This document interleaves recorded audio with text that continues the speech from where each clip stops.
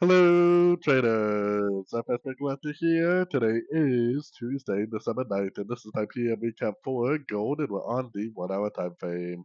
So gold continues to be very sideways price action. I still think that it needs to make a pump up to hit the 78% Fibonacci retracement from the daily.